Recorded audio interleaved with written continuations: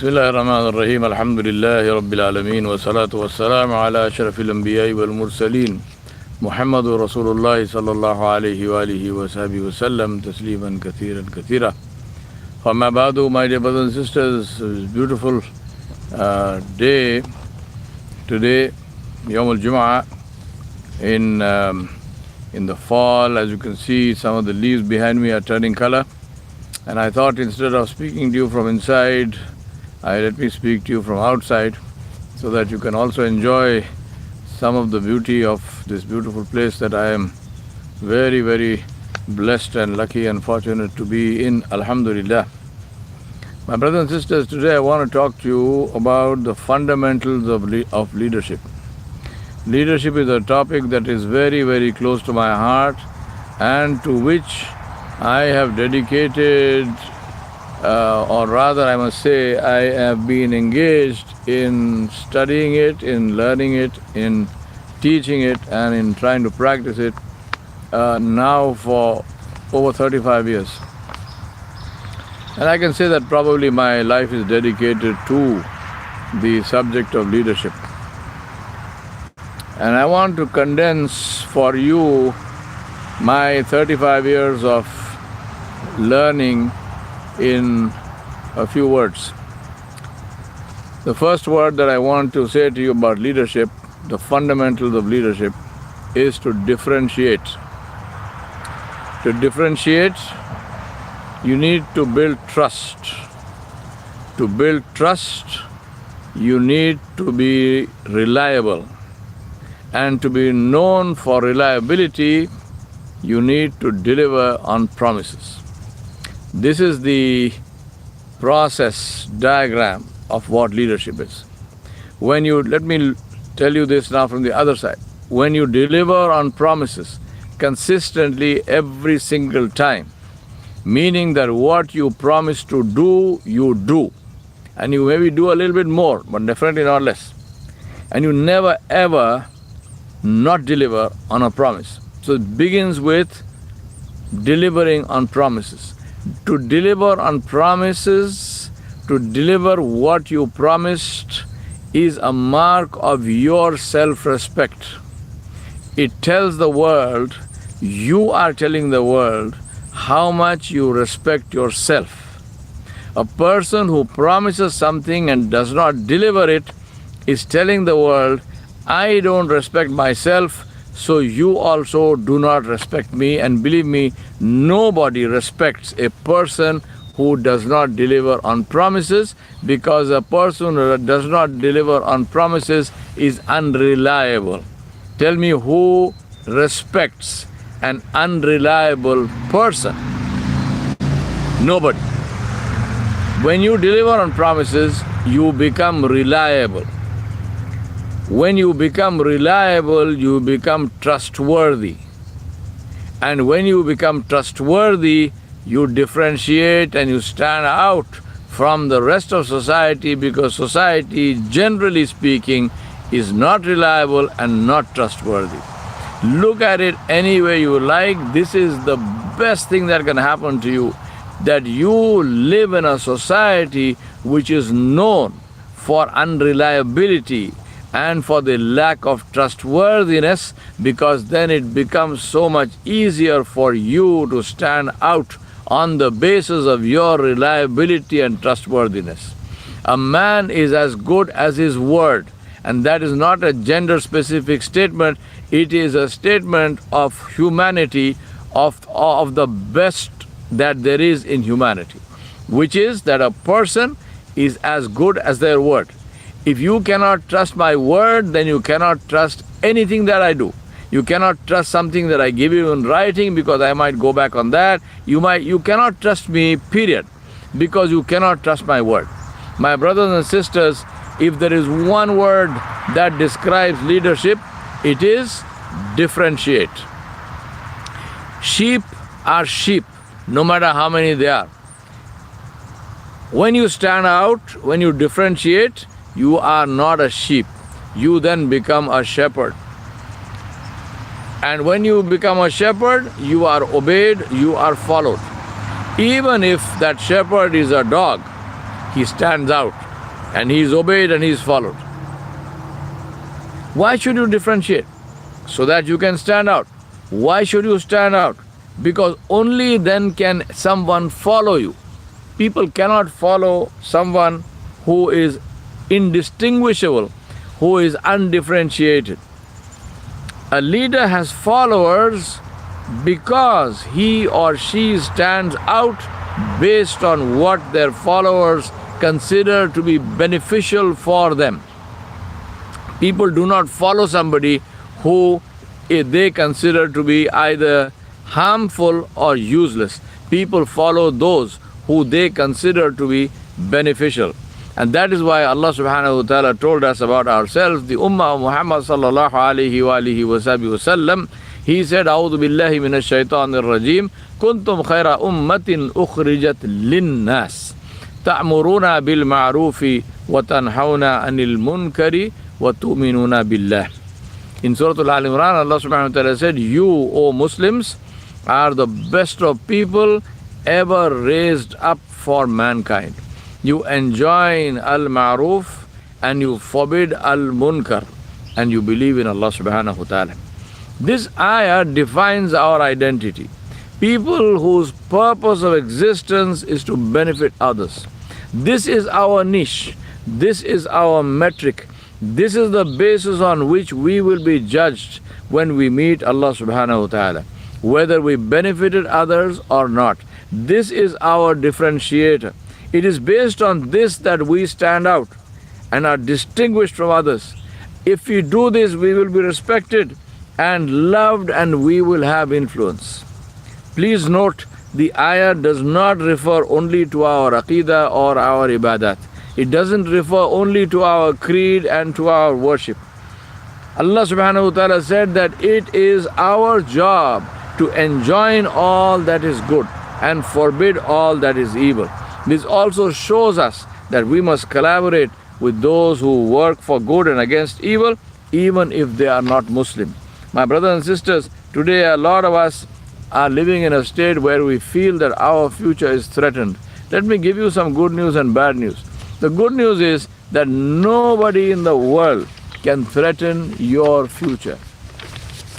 The bad news is, unless you choose to threaten it yourself. People do what they feel is right to do, and they do whatever they do. It is up to you whether we want to fall in with that or we don't want to fall in with that. We want to differentiate and we want to stand out or not. Depending on that is our future. My brothers and sisters, our future is in our hands, and that depends on what we do today. Right? That depends on what we do today. So don't get worried, don't get depressed, don't get stressed out, thinking that there are other people in control of your future. There is nobody in control of your future except Allah subhanahu wa ta'ala jalla jalaluhu. And Allah subhanahu wa ta'ala gave that control in your own hands. And Allah subhanahu wa ta'ala said, وَأَلَّيْسَ لِلْإِنسَانِ إِلَّا مَا سَعَى, that for a human being there is nothing more than what he or she chooses to do. What they work on, what they work hard about, what they try to impact.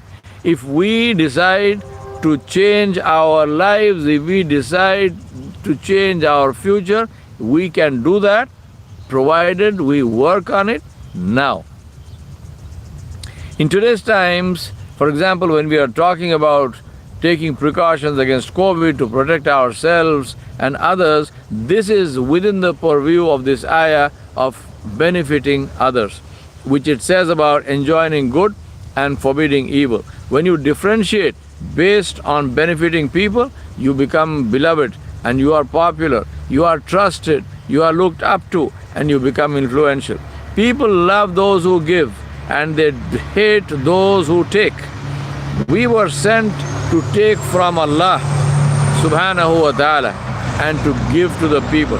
That is why we must build our own connection with Allah, and we must learn to take from Him alone. Ask only Allah, because only Allah likes those who ask. Differentiation is based on trust, which is the first and foremost ingredient of leadership. You cannot be a leader if you cannot be trusted. Trust is the result of consistency, which makes you reliable. Being reliable as I mentioned before, is to deliver on promises. Be it as simple as keeping an appointment or more complex as how you treat your spouse when you promise to take care of when you married her. If you do not deliver on promises, your reliability will be questionable and people will not trust you. If you are not trusted, you can never be a leader because nobody will follow an unreliable, untrustworthy person. See the titles of Rasulullah sallallahu alaihi wasallam, As-Sadiq wal-Amin, in the light of what I am saying. The truthful and the trustworthy. The one who always delivered on his promises. The one who walked his talk. The one who never made excuses, because excuses do not change reality. The focus on being beneficial, which Allah subhanahu wa ta'ala called the purpose of our existence, is based on concern for others. My brothers and sisters, Islam came as a social reform system.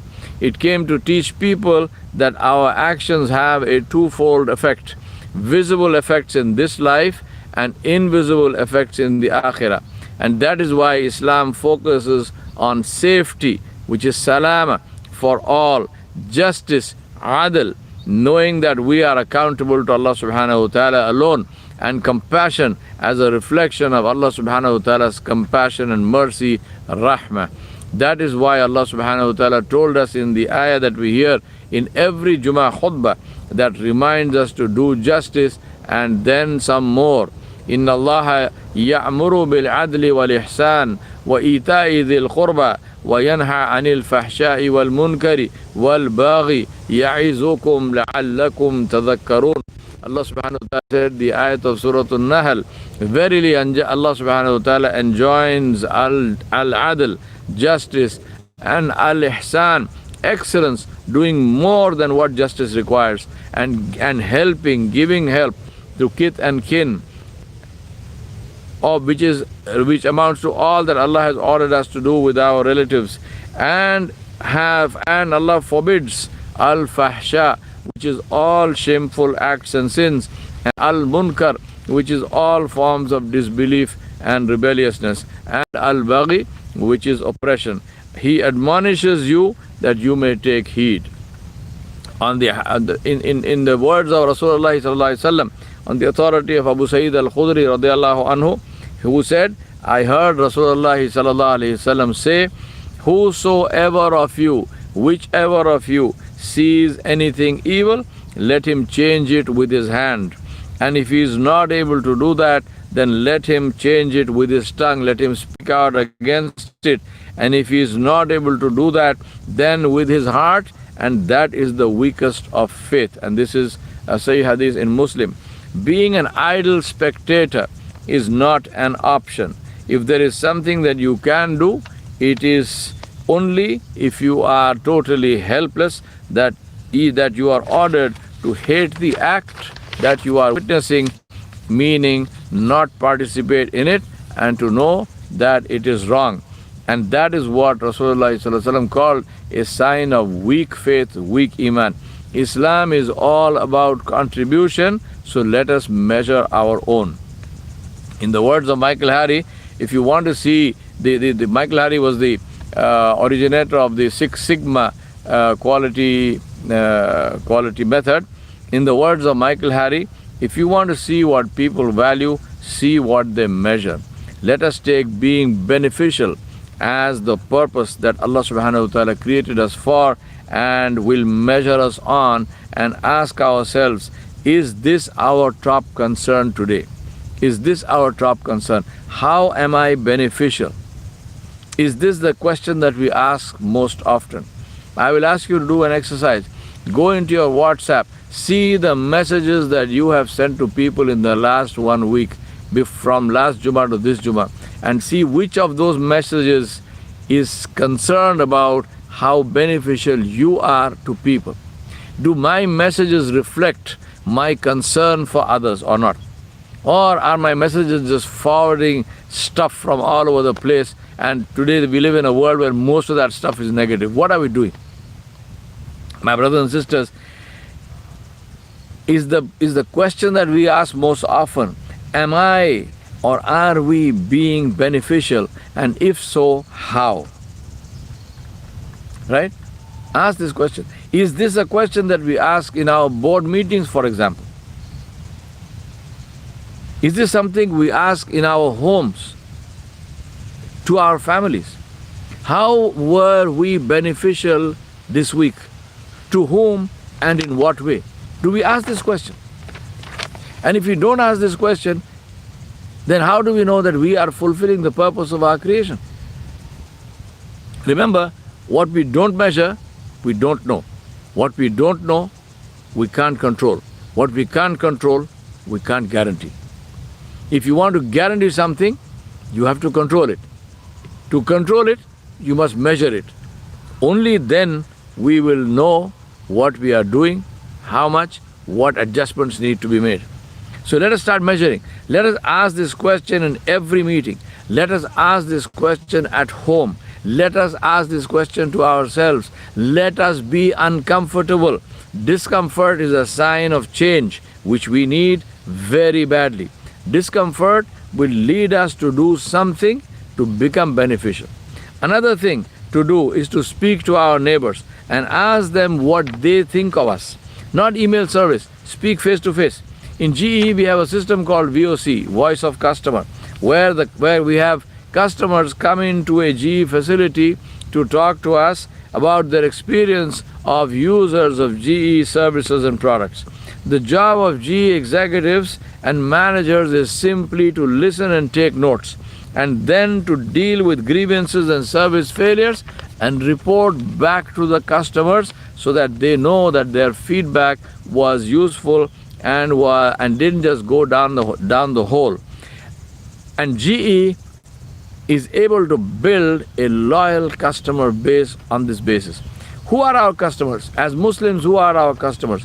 All those people we come into contact with in our normal day. I love the definition of moment of truth that was coined by Jan Carlson, the CEO of SAS Group Scandinavian Airlines from 1981 to 1994. At the time Jan Carlson took over the helm of SAS, the company was facing large financial difficulties and was losing $17 million per annum, and that's in 1981. That was a lot of money. They were losing $17 million annually and had an international reputation for always being late. In 1981, a survey showed that SAS was ranked 14 out of 17 airlines in Europe when it came to punctuality, right down.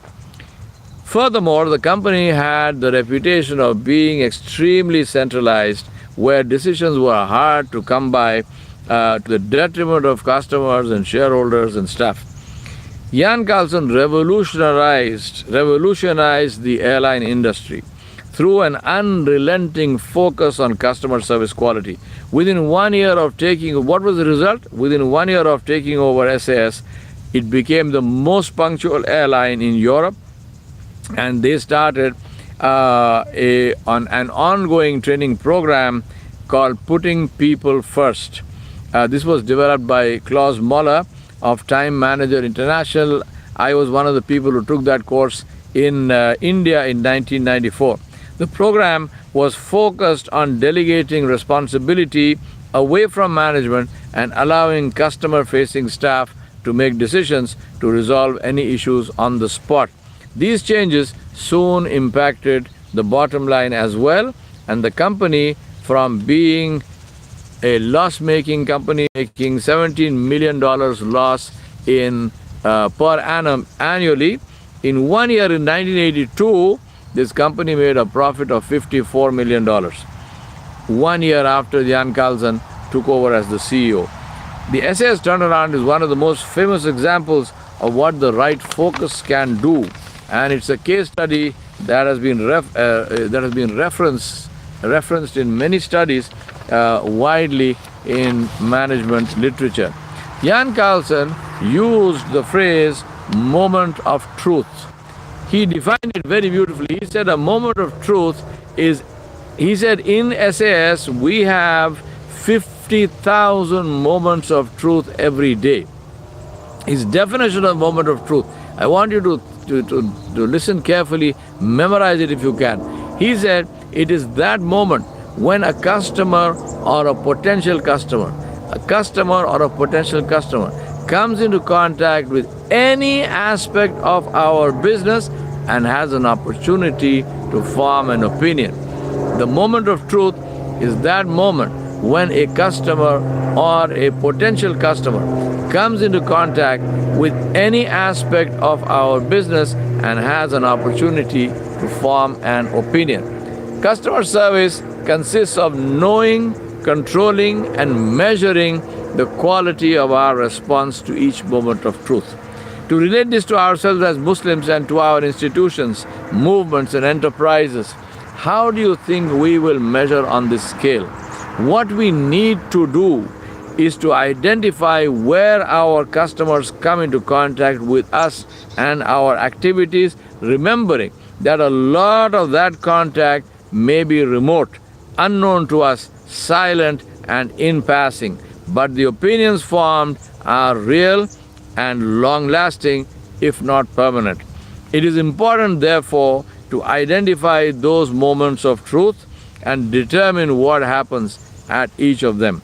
Then to have a prepared response which happens consistently to ensure that the moment is handled effectively. I have more examples of how this is done in the corporate world, but won't go into that here. Let me close the circle by returning to where I began. Our need to differentiate based on the purpose of our creation, which is to be beneficial to everyone around us. Let us remember that purpose deserves our full attention, time, and resources. It's not a hobby or pastime which we do when we feel like doing it. Purpose is the reason we exist. Purpose is what gives us meaning. Purpose is what we will be measured on, and purpose is our legacy. I ask Allah subhanahu wa ta'ala to be pleased with you and never to be displeased. I ask Allah subhanahu wa ta'ala Jalla Jalaluhu to help you in ways that you cannot imagine. I ask Allah to protect you from all evil that you know and that you don't know. I ask Allah subhanahu wa ta'ala to enable you to live a life which will leave behind a legacy of grace and honor, and which will be something that can be looked up to by those who want to look at the lives of Muslims in today's modern world. Wa sallallahu ala nabiyil kareem wa ala alihi wa sahbihi ajmain bi rahmatika ya arhamar rahimin walhamdulillahi rabbil alamin. Wassalamu alaikum wa rahmatullahi wa barakatuh.